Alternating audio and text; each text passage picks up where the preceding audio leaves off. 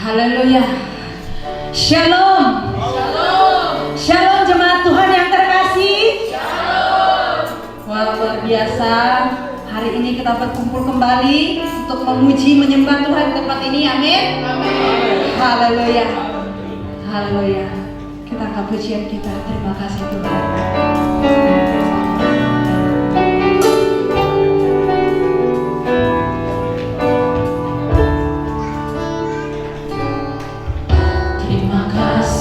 Tuhan untuk kasih setiamu yang ku alami dalam hidupku. Terima kasih Yesus untuk kebaikanmu sepanjang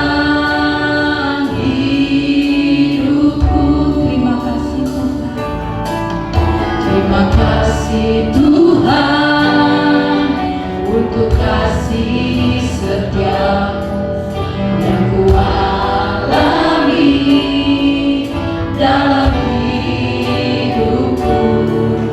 Terima kasih Yesus untuk kebaikanmu sepanjang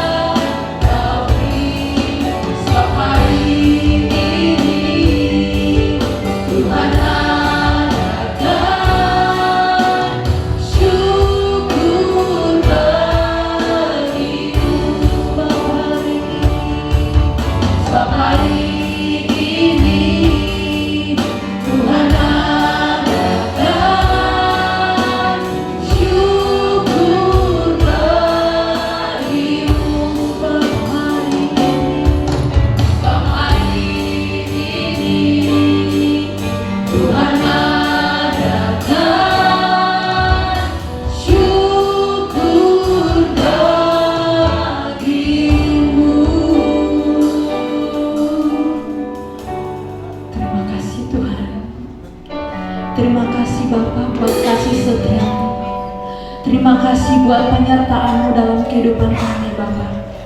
Terima kasih buat anugerah-Mu hari ini, Tuhan. Kami sangat bersyukur Bapak. Bapak yang baik, sebentar lagi kami mau melakukan ibadah kami Tuhan. Kami percaya Engkau yang memberkati ibadah kami ini Bapak, mulai dari awal, pertengahan hingga akhirnya nanti Tuhan. Kau Allah yang bertahta dalam ibadah kami ini. Kami berdoa Tuhan buat jemaat kami Bapak yang saat ini belum tiba di tempat ini Tuhan. Kami percaya Bapak penyertaan Tuhan dalam perjalanan mereka, mengantarkan mereka di tempat ini Bapak. Terima kasih Bapak yang baik, terima kasih Yesus, terima kasih Tuhan. Haleluya, haleluya. Amin. Haleluya saudara dan Bapak Ibu, saya undang untuk bangkit berdiri. Haleluya. Sebelum kita naikkan pujian kita ucapkan terlebih dahulu pengakuan iman kita bahwa hari ini adalah hari yang terbaik. Amin. Haleluya. 1, 2, 3, ya. Hari ini adalah hari yang terbaik yang Tuhan berikan. Aku lebih daripada pemenang dalam segala hal dan dapat melakukan apa saja dalam Kristus Yesus. Aku sangat dikasihi, diberkati, dan menikmati kehidupan yang berkelimpahan, damai sejahtera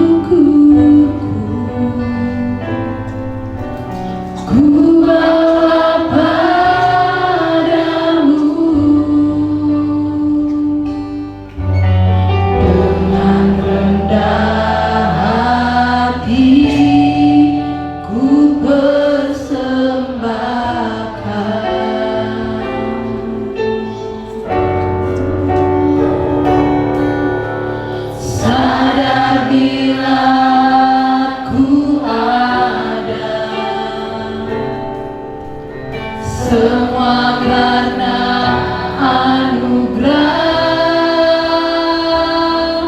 bukan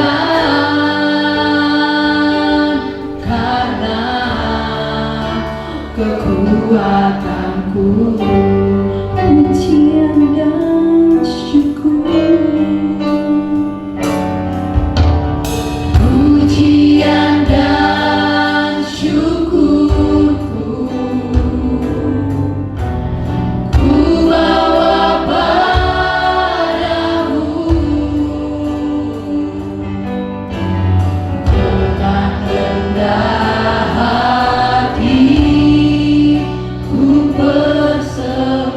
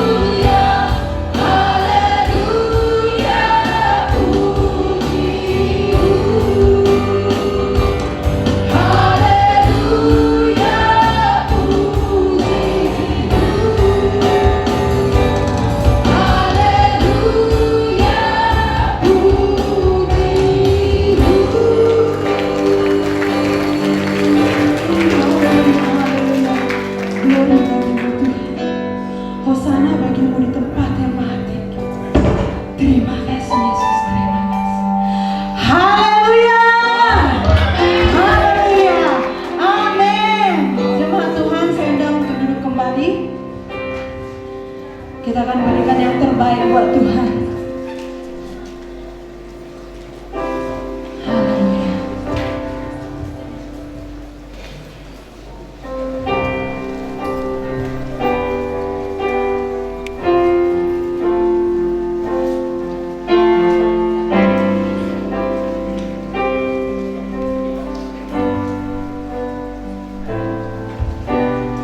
Firman-Mu berkata Kau besertaku, maka kuat roh dan jiwaku. Tangan-Mu Tuhan selalu ku nantikan, di setiap langkahku percaya. Dengan sayap-Mu ku akan terbang tinggi di tengah badai hidup. Ku tak menyerah, Kau kekuatan dan perlindungan bagiku, pertolongan-Mu di tempat maha tinggi. Ku mengangkat tanganku, aku berserah. Kau ku nantikan, Kau yang ku sembah, Yesusku, Rajaku.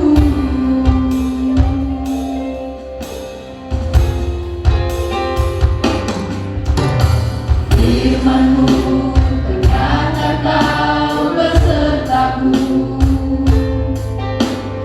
maka kuat roh dan jiwaku.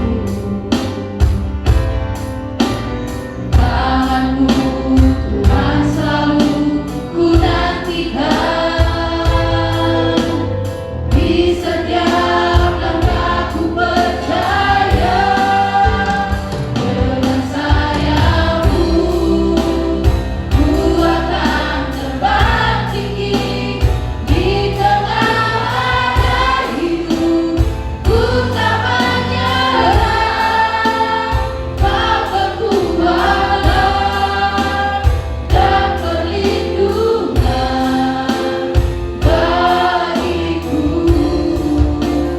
pertolongan-Mu di tempat maha tinggi. Ku mengangkat tanganku, aku berserah. Kau ku nantikan, Kau yang ku sembah, Yesusku, Rajaku.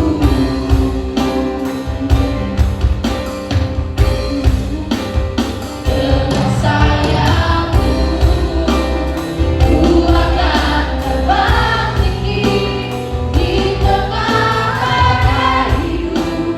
Ku tak menyerah, Kau kekuatan dan perlindungan bagiku, pertolongan-Mu di tempat maha tinggi. Ku mengangkat tanganku, aku berserah. Kau ku nantikan, Kau yang ku sembah, Yesusku, Rajaku. Yesusku, Rajaku. Terima kasih Bapa Tuhan, hadirat-Mu yang sungguh dahsyat di tengah-tengah kami. Kami sungguh menikmati Engkau Bapa. Dan biarlah Tuhan, firman Tuhan yang akan kami dengar sebentar lagi akan kembali meneguhkan kami, mengingatkan kami lagi Tuhan betapa Engkau sungguh mengasihi kami, sehingga kami boleh Tuhan semakin lebih lagi percaya kepadamu. iman kami semakin dikuatkan kepada Tuhan, kepada Raja di atas segala. Terima kasih Bapa yang baik. Kami serahkan waktu pemberitaan firman Tuhan ini dalam tangan Tuhan. Kami berdoa hanya di dalam nama Tuhan Yesus. Bagi kita yang siap dengan firman Tuhan, sama-sama kita katakan amin. Shalom, silakan duduk. Makasih buat tim presiden kita, makin luar biasa. Ya, seperti yang saya bilang 2 minggu yang lalu, saya sedang ada dalam seri 7 mujizat Tuhan Yesus di kitab Yohanes. 2 minggu yang lalu saya bagikan tentang pernikahan di Kana. Ya, poin yang penting saya bagikan pada saat itu adalah tidak ada kesalahan yang terlalu besar yang tidak bisa Tuhan Yesus tebus dalam hidup kita. Dan juga ketika Tuhan hadir di tengah-tengah kita, harapkan mujizat dan ada terobosan dalam hidup kita. Amin. Hari ini saya lanjutkan kepada mujizat yang kedua yang Tuhan Yesus lakukan, yang dicatat dalam kitab Yohanes. Kita bisa lihat sama-sama di kitab Yohanes pasal yang keempat ayat 46. Kita baca sama-sama, baru nanti kita sama-sama lihat ya. Yohanes 4 ayat 46 sampai nanti 54. Kita baca bersama-sama, kita biasakan membaca bersama-sama ya. Saya baca yang genap, saudara baca yang ganjil. Saya mulai. Yesus menyembuhkan anak pegawai istana. Maka Yesus kembali lagi ke Kana di Galilea, di mana ia membuat air menjadi anggur. Dan di Kapernaum ada seorang pegawai istana, anaknya sedang sakit. Saudara baca.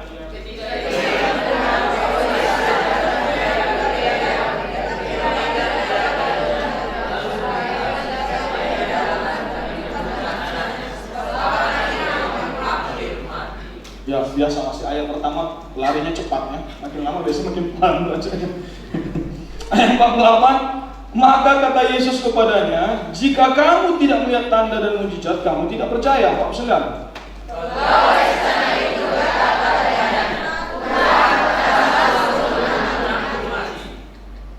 50, kata Yesus kepadanya, pergilah, anakmu hidup. Orang itu percaya akan perkataan yang dikatakan Yesus kepadanya, lalu pergi.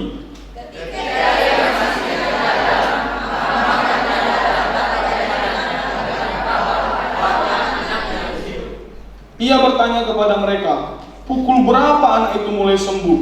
Jawab mereka, kemarin siang pukul 1 demamnya hilang.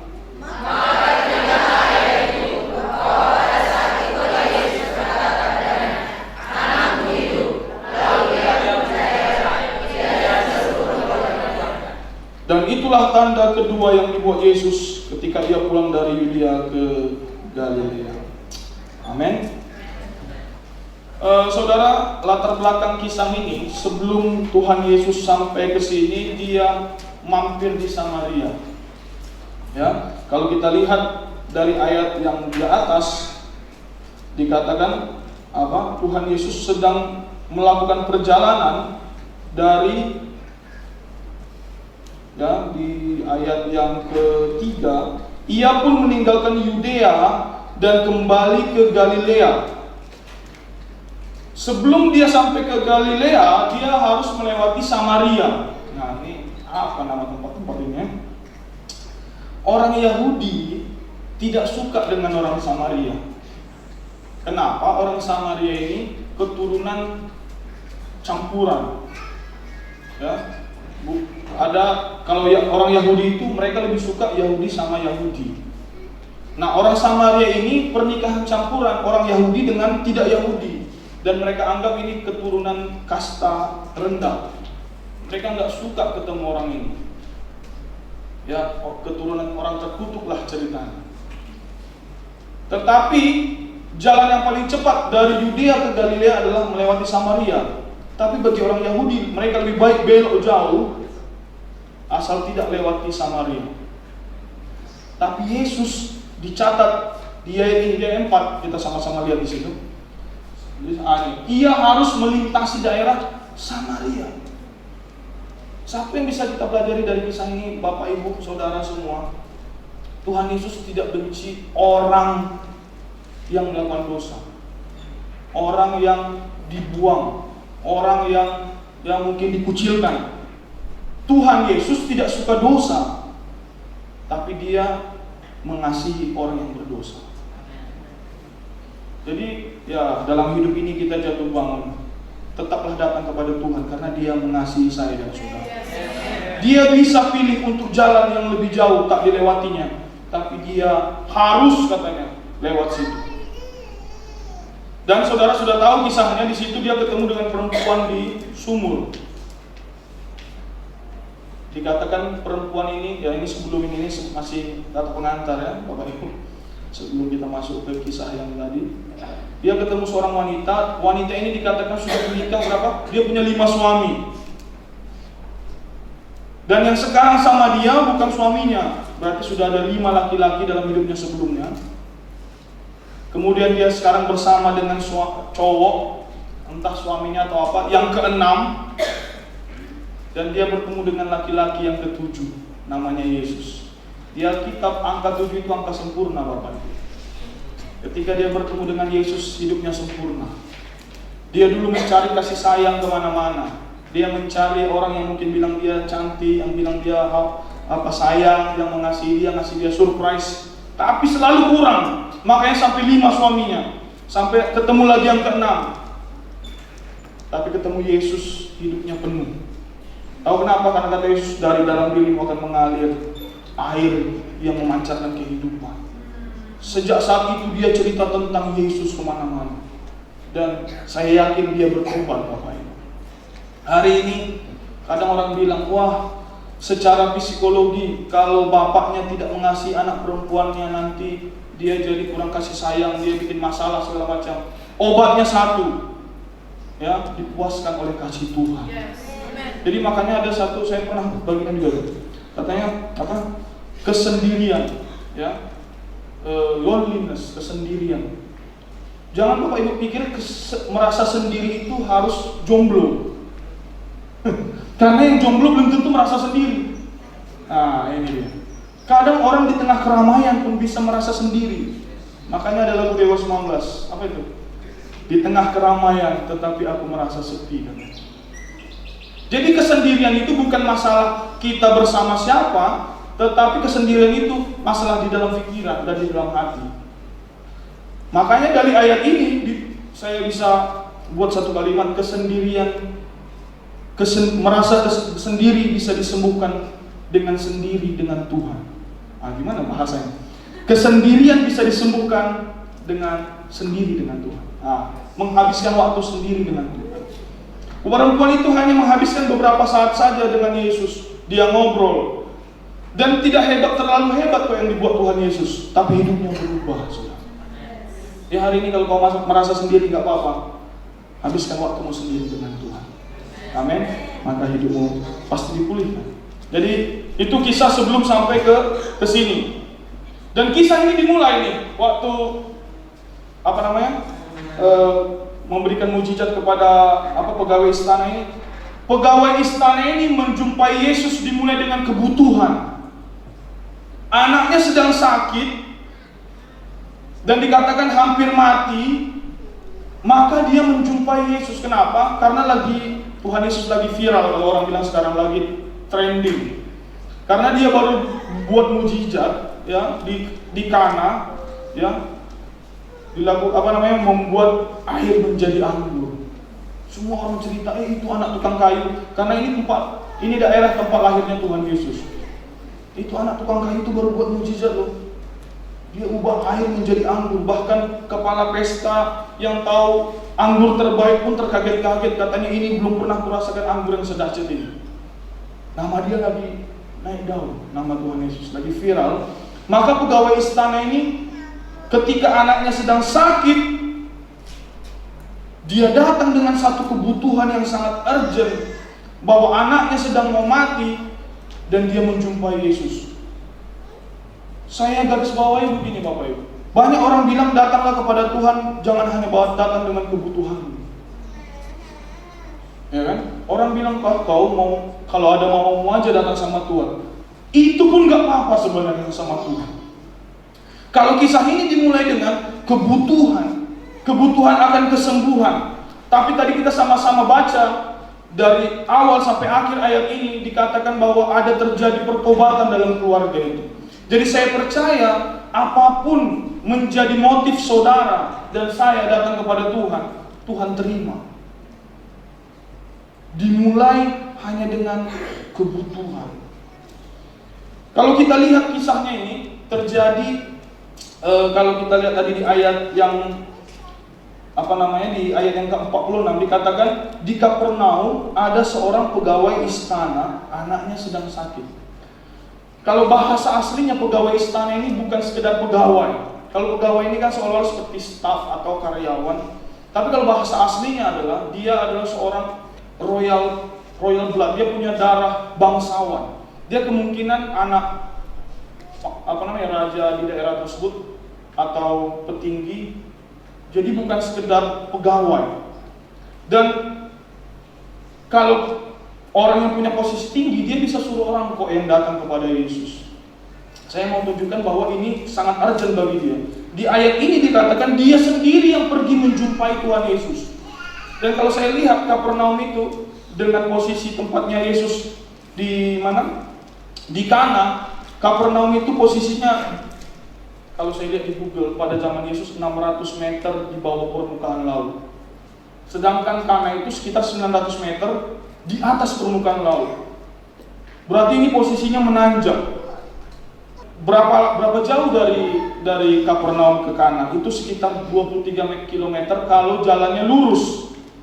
Sedangkan kita tahu tidak ada jalan yang lurus. Jadi kemungkinan 2 kali lipat perjalanannya itu, jadi sekitar 46 km. Jaraknya itu dari Rochdale ini ke jembatan 5. Jadi cukup jauh. Tapi dia tetap mau pergi sendiri. Perjalanannya menanjak dan dia pasti buru-buru. Kenapa? Karena ini urgent sekali. Anaknya mau mati.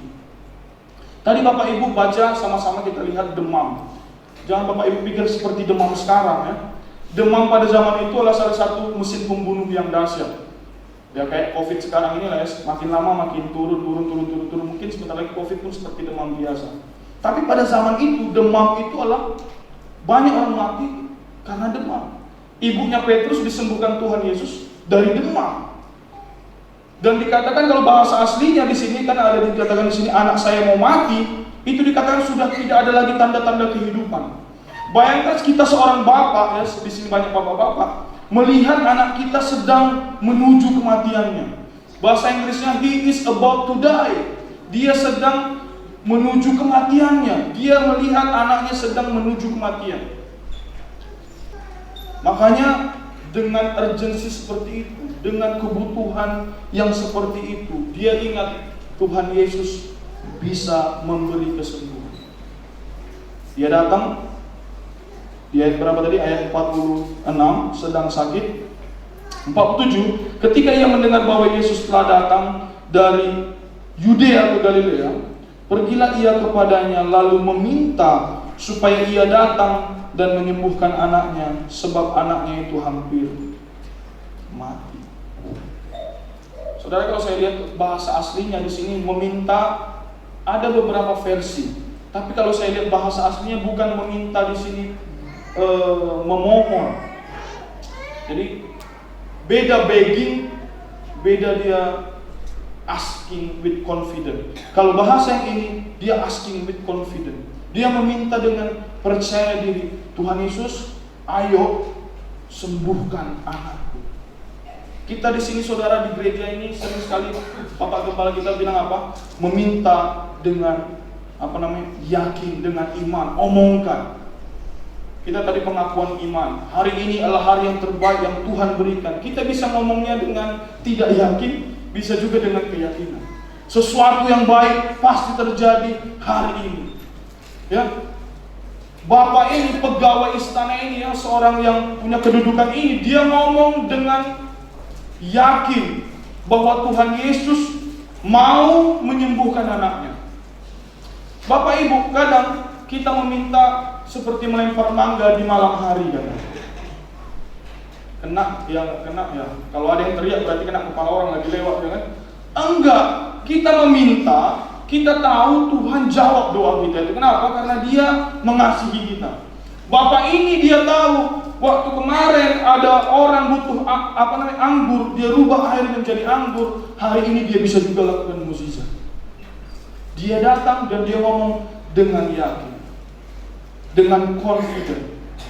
Bapak Ibu, hari ini apa yang kau butuhkan, ngomongkan kepada Tuhan dengan confident, bukan dengan nangis-nangis. Bapak ini tidak ngomong kepada Tuhan Yesus, anakku sedang sakit, dia udah mau mati, apa yang harus kulakukan? Enggak, dia datang apa? Sembuhkan anaknya. Ya, supaya ia datang dan menyembuhkan anaknya. Jelas permintaannya, saudara. Hari ini apa yang kau omongkan bukan masalahmu saja, tapi apa yang mau Tuhan kerjakan dalam hidupmu. Mungkin dalam pekerjaan, mungkin dalam bisnismu, dalam keluargamu, dalam kehidupan pribadimu. Jadi dalam hidup kita juga bersama Tuhan, Bapak Ibu. Kita yang perlu bukan cerita masalah kita. Tuhan tahu masalah saya, Tuhan tahu masalah saudara. Yang Dia mau, apa yang kita minta dalam hidup, apa yang kita mau minta kepadanya. Saudara butuh kesembuhan, minta kesembuhan sama Tuhan. Saudara minta apa, ngomong sama Tuhan. Langkah selanjutnya setelah saudara minta, di sini dikatakan setelah itu ayat 49, ya katanya Tuhan datanglah sebelum anakku mati. Dia enggak mohon, dia bilang datang. Ayat 50, ini kata Tuhan. Tidak sesuai yang diharapkan ya. Dia minta datang, tapi Tuhan bilang begini, pergilah, anakmu hidup. Kalau saya jadi orang itu pasti, Tuhan aku minta kau datang, kau suruh aku pergi. Tapi luar biasanya orang itu percaya akan perkataan yang dikatakan Yesus kepadanya, lalu pergi. Ada dua kejadian yang sudah kita baca 2 minggu yang lalu, ketika Yesus bilang isi pundi-pundi itu dengan apa? Kendi-kendi itu dengan air, mereka kerjakan. Padahal mereka butuh anggur, Tuhan suruh isi dengan air. Kali ini Tuhan suruh pergilah, anakmu hidup. Dan yang dikerjakan orang ini adalah dia percaya dan pergi. Yang saya lihat di sini apa? Waktu kita sudah minta, yang perlu kita lakukan adalah melangkah dengan iman. Percaya saja Bapak Ibu. Dia nggak tanya, Pak, nanti Bapak nggak salah doakan, Bapak nggak tanya nama anak saya loh. Nanti sembuh yang lain. Dia nggak tanya, Pak, Bapak nggak tanya sakitnya apa, nggak tanya karena apa kejadiannya, nggak tanya alamat rumahnya, nggak tanya apa-apa. Dia cuma bilang, pergilah, anakmu sudah sembuh, hidup. Dan dia kerjakan. Bapak Ibu, renungan yang saya dapat dari poin ini adalah ketika kita baca firman Tuhan, ketika kita dengar khotbah, ketika kita mungkin lagi merenungkan firman Tuhan, ya, saudara dapat sesuatu dari Tuhan. Sepanjang itu tidak berlawanan dengan kita, karena kadang-kadang ada juga pikiran kita yang aneh-aneh. Sepanjang itu tidak berlawanan dengan kita, kerjakan Bapak. Ada mujizat Tuhan di situ. Saya sering sekali dengar kesaksian, ya, Dr. Tan, sering juga dengan kesaksian pendeta-pendeta yang lain ketika mereka sedang butuh dana untuk bangun gerejanya, tiba-tiba Tuhan suruh mereka untuk kasih dana itu kepada gereja lain yang seharusnya mereka pakai itu untuk gerejanya, tapi mereka yakin itu Tuhan suruh dan mereka kerjakan, mereka tidak kekurangan untuk bangun gereja mereka. Justru waktu dikasihnya itu ada dana datang, ya, berkelimpah Bapak Ibu. Jadi kalau Tuhan yang sudah suruh, kerjakan aja. Melangkah dengan iman. Dibilang dia apa? Pergilah, anakmu hidup. Ketika itu saya juga renungkan, Tuhan Yesus sudah ngomong di ayat sebelumnya, Nabi pun tidak dihargai di tanahnya sendiri. Tapi Tuhan Yesus tetap tolong dia gitu. Saya coba, Tuhan tidak punya kepentingan menolong dia. Dia punya masalah sendiri. Tuhan Yesus pada saat itu sedang mau pergi ke tempat yang lain, tapi dia datang ketemu. Kalau kita lihat ada beberapa filmnya juga di YouTube, saudara perlu lihat. Dia datang dengan dengan pasukannya dan dia ngomong, anakku sedang sakit.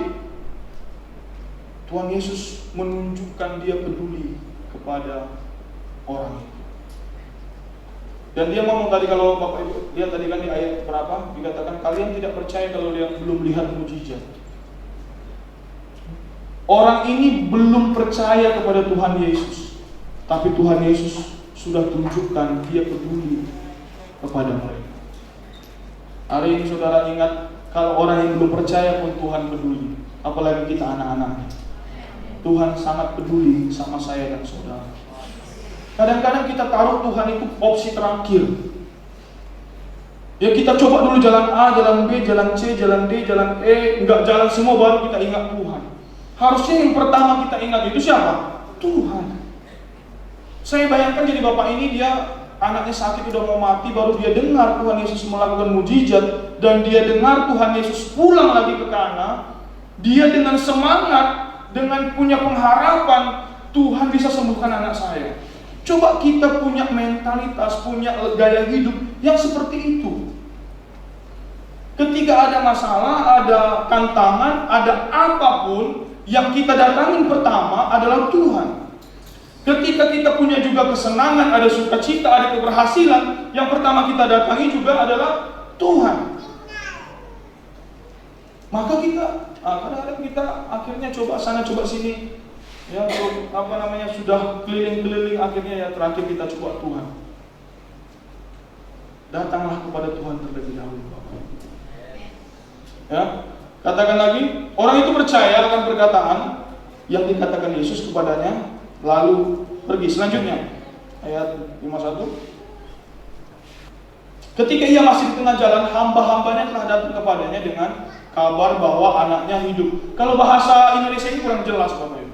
Kalau bahasa aslinya, hamba-hambanya ini berarti banyak. Mereka datang dengan bersuka cita. Anak bosnya yang sudah mau mati tadi hidup. Dan di sini kan bahasa Indonesia hidup. Kalau bahasa aslinya bukan cuma hidup, dia sudah, kalau orang sakit kan pakaiannya lusuh, pakai baju mungkin yang, kalau sekarang orang di rumah sakit pakai baju apa ya? Baju rumah sakit gitu. Itu dia katanya well dressed. Dia berpakaian yang seperti biasa. Dia sudah melakukan pekerjaannya seperti biasa. Mereka bersorak-sorai, mereka nggak sabar lagi ketemu bosnya. Bosnya yang sudah stres, yang sudah pesimis, anaknya mati. Dan saya tadi lupa, di bahasa aslinya ini bukan sekedar anak, Bapak Ibu. Anak ini adalah anak penerus keturunan dia. Jadi inilah yang sudah dipersiapkan menjadi penerus dia. Bayangkan anak yang mau penerus dia mati. Jadi hamba-hambanya dengan senang, yes, dia sudah hidup, dia sudah sembuh. Dan ketika dia ketemu bosnya, dia bilang apa? Bos, anakmu sudah sembuh, anakmu hidup. Ketika ada mujizat, ketika Tuhan menjamah hidup kita, saudara, ada sukacita, ada excitement, ya, ada semangat lagi. Jadi kalau hidup kita kurang bersemangat, minta Tuhan jamah. Ya, kepadanya dengan kabar bahwa anaknya hidup. Ayat 52. Ia bertanya kepada mereka, pukul berapa anak itu mulai sembuh? Dia curiga, ini sembuh karena obat atau karena mujizat ya? Jawab mereka, kemarin siang pukul 1 demamnya hilang. Ayat 53. Maka teringatlah ayah itu bahwa pada saat itulah Yesus berkata kepadanya, anakmu hidup. Lalu, ya kita baca sama-sama. 1, 2, 3 ya. Lalu ia pun percaya, dan ia seluruh keluarganya. Karena itu, ya, mujizat kemarin saya bilang bukan karena mujizat orang bertobat, tapi ketika ada pemberitaan firman Tuhan, ketika dia mengalami perjumpaan dengan Tuhan, mujizat menjadi materai, menjadi konfirmasi lagi. Maka mereka menjadi percaya. Mereka sudah dengar tentang Yesus, mereka sudah dengar tentang mujizatnya, mereka sudah dengar dia namanya digelukan, dia berjumpa pribadi dengan Tuhan, dan Tuhan Yesus ngomong, anakmu sudah sembuh, dan dia lihat mujizat itu terjadi, maka ia menjadi percaya. Saya sebutkan kemarin di yang 2 minggu lalu itu, yang part 1, bahwa ujung dari mujizat adalah agar kita melihat Yesus adalah Tuhan dan percaya kepadanya. ujung dari kisah ini adalah perwira itu melihat Yesus adalah Tuhan, menjadi percaya kepadanya. Dan dikatakan ia dan seluruh keluarganya. Bahasa aslinya ada dua, seluruh keluarganya, whole family, dan juga ada yang kedua, terjemahan kedua adalah wholeness. Ada kepenuhan dalam keluarga itu. Tadi kita nggak tahu, mungkin mereka kaya karena mereka ada pejabat tinggi. Mereka tinggal di Kapernaum. Kapernaum itu kota besar, kota bisnis karena dekat pantai, ada pelabuhan segala macam. Pajak mereka banyak. Mereka pasti hidup dalam kemewahan. Tapi kenapa perlu dicatat ada wholeness? Berarti mereka pasti ada kekosongan dalam keluarga. Mungkin sibuk bapaknya, mungkin sibuk. Tapi ketika di zaman Tuhan ada kepenuhan dalam keluarga itu. Tidak kurang satu apapun. Ada semangat, ada sukacita, ada damai sejahtera dalam keluarga. Saudara, ketika Tuhan menjamah keluarga kita, menjamah pribadi kita, ada kepenuhan yang terjadi. Ya. Yang sendiri tadi merasa penuh. Si ibu-ibu dan di sumur tadi dipenuhkan Tuhan. Ada aliran kehidupan. Bahkan tetangga-tetangganya, katanya orang Samaria itu bersemangat. Kalau saudara lihat di ayat sebelumnya, mereka tahan lagi Yesus 2 hari untuk tinggal di situ. Yesus mengajari mereka dan mereka menjadi percaya. Kenapa? Karena ada satu perempuan yang dijamah Tuhan, hidupnya berubah. Saya percaya ketika hidup kita dijamah Tuhan, hidup kita berubah, ada aliran-aliran kehidupan. Ada satu hal yang tidak bisa dipungkiri, kita suka menceritakan kebaikan Tuhan. Makanya luar biasa kita ada program KK Bapak Ibu. Di situ kita menceritakan kebaikan Tuhan bersama-sama. Dan kita ada sekarang KK Goes to School. Kita sedang dalam proses menuju ke sekolah harapan utama di sini. SMP sudah confirm. Kita akan bawa juga konsep ini apa? Menceritakan kebaikan Tuhan di sini. Ya kan? Dan Pak promotor kita penggagas Pak Supri juga akan membawa kepada apa? Ke punguan-punguan katanya. Memberkati orang-orang yang orang-orang kita, orang-orang Batak di punguan-punguan itu menceritakan tentang kebaikan Tuhan. Kenapa? Ketika hidup kita dijamah, ada kepenuhan itu. Tumpah dia. Kiri kanan kecipratan. Amin. Dimulai dengan kebutuhan, akhirnya adalah orang itu menjadi percaya. Jadi hari ini jangan merasa dihakimi kalau kau datang kepada Tuhan hanya dengan kebutuhan. Di kitab Yohanes 14 dikatakan, ask of me anything, mintalah kepadaku apa saja, and I will do it for you, maka aku akan melakukannya. Ya. Datang dia dengan anaknya yang sakit, Tuhan sembuhkan dia sembuh. Dan di kisah ini saudara, jarak jauh mujizatnya. Tuhan Yesus sedang ada di Kana, anaknya itu di Kapernaum. Makanya itu yang menginspirasi saya ketika kita perjamuan kudus. Saya bilang gini, oleh tubuh Kristus kita sudah, ya, yang dirumukkan itu sudah dicabik-cabik, oleh bilur-bilurnya kita disembuhkan. Jika ada saudara kita yang sedang sakit, doakan, dia juga sudah sembuh. Tidak ada batas kuasa Tuhan. Mungkin ada saudaramu yang belum terima Yesus, mungkin yang masih dalam, ya, ada yang bilang perdukunan lah, atau apalah, mungkin obat-obatan lah. Doakan, tidak ada batas kuasa Tuhan. Caranya unik-unik, mungkin lewat hamba Tuhan yang di situ, mungkin ketemu. Luar biasa. Dulu saya ingat istri saya, mama mertua mulai melihat Tuhan secara, ya, penuh, artinya mulai terima Tuhan Yesus itu bukan karena istri saya, tapi istri saya doain, ketemu pendeta karismatik di kampung. Akhirnya udah ini juga dia, udah haleluya juga jadinya, terakhir puji Tuhan. Jadi nggak ada batas kuasa doa, nggak harus kita. Bapakku sakit Pak, aku harus terbang naik pesawat. Emangnya kita bisa ngapain? Mungkin kalau kita yang jaga oke lah. Tapi kesembuhan itu datangnya dari Tuhan, katakan amin Bapak.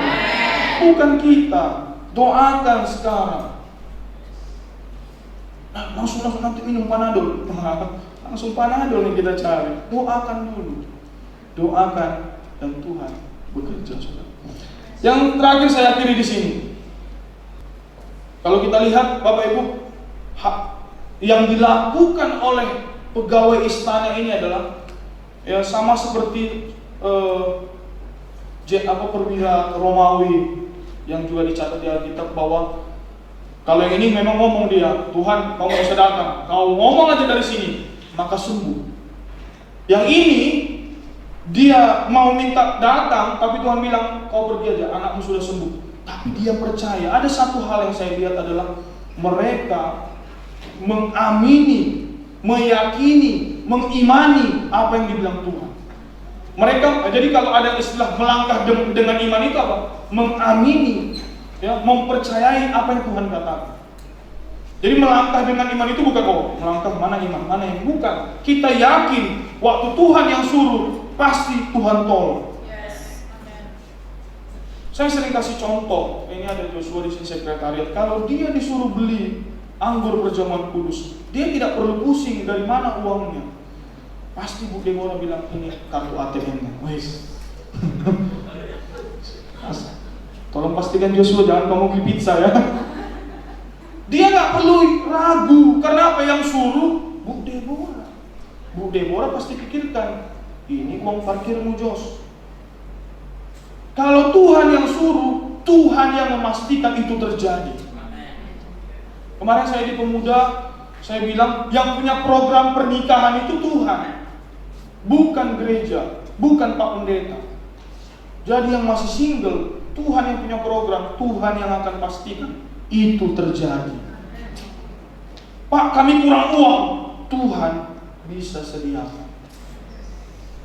Banyak kok sering kita lihat bagaimana detik-detik terakhir Tuhan tolong untuk kebutuhan pernikahan. Ini Pak Firman baru-baru ini untung katanya menghadapi di kampung. Laporannya bukan apa yang lain, untung katanya. Coba. Jadi kalau Tuhan yang punya inisiatif, Tuhan pastikan dia bertanggung jawab. Tuhan yang punya inisiatif hidup kita di bumi ini. Jadi kita ini bukan kecelakaan dibuat orang tua kita. Pak, aku anak ke-8, harusnya sampai 7-nya, ini kecelakaan. Enggak ada. Tuhan punya rencana dalam hidup saya dan hidup saudara. Dan dia pastikan dia bertanggung jawab. Maka itu saudara, melangkah dengan iman. Dan ketika engkau meminta, tak perlu terlalu banyak air mata. Mintalah dengan yakin. Karena dia Tuhan yang mengasihi. Mari kita berdoa. Terima kasih Bapa yang baik. Kami bersyukur Tuhan, Engkau yang memulai hidup kami, Engkau yang memulai pernikahan kami, Engkau yang memulai pekerjaan kami Tuhan, Engkau yang memulai bisnis kami, Engkau yang memulai segala sesuatu dalam hidup kami. Dan kami percaya Engkau adalah Allah yang setia, yang terus memastikan suplai kebutuhan dalam hidup kami Engkau penuhi. Seperti perwira ini yang anaknya sakit Tuhan, Engkau tunjukkan mujizat kesembuhan. Saya percaya Tuhan, kami juga ada kebutuhan-kebutuhan yang datang ke gereja ini Tuhan. Kami datang dengan motif yang berbeda-beda, tapi kami percaya Engkau sungguh mengasihi kami. Kebutuhan-kebutuhan yang kami datang dengan kebutuhan-kebutuhan itu Tuhan, Engkau juga sanggup dan mau memenuhinya. Walaupun mungkin kami sudah hampir putus asa seperti perwira ini, anaknya menuju kematian di depan matanya, tapi satu kata dari Tuhan, satu jamahan Tuhan mengubah dari kematian menjadi kehidupan. Satu sentuhan Tuhan mengubah air menjadi anggur. Satu sentuhan Tuhan mengubah hidup kami dari kesedihan menjadi sukacita. Satu kata dari Tuhan mengubah hal yang buruk menjadi hal yang baik dalam hidup kami. Tuhan, kami minta kepadamu, setiap kami tempat ini, Tuhan, kami datang dengan kebutuhan, Engkau yang memenuhinya Tuhan. Biarlah Tuhan kami semakin percaya kepada Engkau. Kami dan seisi keluarga kami mengalami kepenuhan, sama seperti wanita yang di sumur itu Tuhan. Engkau yang memberikan kesempurnaan. Kami tidak lagi mencari kesana kemari, tapi kami penuh di dalam Tuhan. Terima kasih Bapa yang baik. Dan akhirnya daripada itu kami percaya dan memberitakan kabar baik itu kepada teman-teman kami, kepada keluarga kami, kepada orang di sekitar kami. Engkau yang memberikan Roh Kudus itu yang memampukan itu. Terima kasih Bapa yang baik. Kami bersyukur Tuhan, materaikan firman dalam setiap hati kami, bahwa kami akan menjadi semakin percaya, iman kami semakin dikuatkan di dalam Tuhan. Kami bersyukur Tuhan, kami berdoa hanya di dalam nama Tuhan Yesus. Sama-sama kita katakan amin. Haleluya. Saatnya kita akan mendengarkan pengumuman kita dalam minggu ini.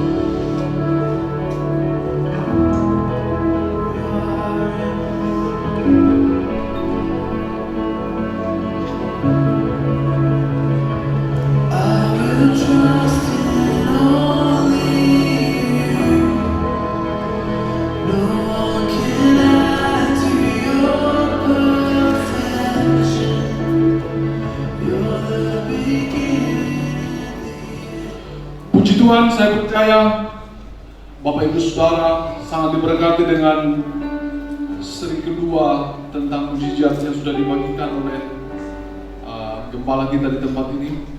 Untuk itu sambil kita berdiri, sambil kita memberikan tepuk tangan yang meriah untuk kebenaran firman Tuhan yang sudah kita dengarkan. Mari kita bangkit berdiri, kita mau masuk dalam doa syafaat kita. Bapak sungguh kami mengucap syukur atas kebenaran firman-Mu. Ada banyak cara Tuhan, ada banyak momen di mana kami bisa bertemu dengan Tuhan. Kalau pegawai istana itu percaya karena melihat tanda dan mujizat, pagi hari ini, apapun keadaan kami, kalau kami percaya dalam banyak hal, karena kami juga harus melihat. Kami percaya itu juga Tuhan perhitungkan. Pagi hari ini kalau kami percaya, kalau kami ke gereja, bernyanyi, mendengarkan kebenaran firman Tuhan, maka sesuatu yang baik pasti terjadi. Biarlah itu menjadi iman kami yang Engkau perhitungkan, sehingga apapun yang pergumulan kami pagi hari ini yang kami bawa kepada Tuhan, kami percaya bahwa Tuhan yang kami sembah, yang kami puji-puji, yang kami agungkan dari tempat ini adalah Tuhan yang menjawab, Tuhan yang peduli. Pagi hari ini kami berdoa atas gembalamu, gembala gereja kami, Pak Nando beserta istri. Tuhan, Kau tambahkan hikmat atas keluarga ini. Bahkan Engkau melihat mujizat yang keluarga ini rindukan. Kami sepakat Tuhan, bahwa Engkau melihat apa yang mereka butuhkan. Mungkin mereka telah berdoa begitu lama, tapi pagi hari ini Engkau mengingatkan kami, Engkau mengingatkan gembalamu, bahwa ada mujizat sampai hari ini. Sebab Yesus masih berkuasa atas surga dan bumi. Pagi hari ini juga kami berdoa atas gembalamu Pak Johannes beserta keluarga, Pak Yusuf beserta keluarga, Pak Johan beserta keluarga. Tuhan, kami percaya Engkau yang telah menetapkan, memilih pemimpin ini menjadi gembala di tempat ini. Dan kami percaya melalui kepemimpinannya, gereja ini, pelayanan ini, jemaat di tempat ini akan semakin mengenal Tuhan dalam segala aspek kehidupan kami. Terima kasih Tuhan, kami berdoa atas jemaat Tuhan pada pagi hari ini. Engkau yang mengetahui Tuhan kedalaman hati setiap kami. Apapun yang kami bawa ke gereja ini, apapun yang kami rindukan dari ibadah ini, Tuhan, Engkau menilik setiap hati kami. Dan mujizat itu masih ada. Mujizat itu pasti ada, sebab Yesus tinggal di dalam setiap kami. Pagi hari ini Tuhan, kami percaya kalau jemaat-Mu membutuhkan mujizat dalam keuangannya, maka pagi hari ini juga Engkau meyakinkan kami, Engkau berbicara kepada kami, akan ada terobosan keuangan atas setiap jemaat Tuhan yang datang dengan masalah keuangan. Kalau jemaat-Mu datang dengan sakit penyakit, maka pagi hari ini juga Engkau berjanji, Engkau berkata akan ada kesembuhan, mujizat kesembuhan, baik bagi jemaat-Mu yang datang ataupun jemaat-Mu yang tidak bisa hadir karena sakit. Kalau jemaat-Mu datang dengan beban berat, maka pagi hari ini Kau janjikan ada kelepasan, mujizat kelepasan yang terjadi.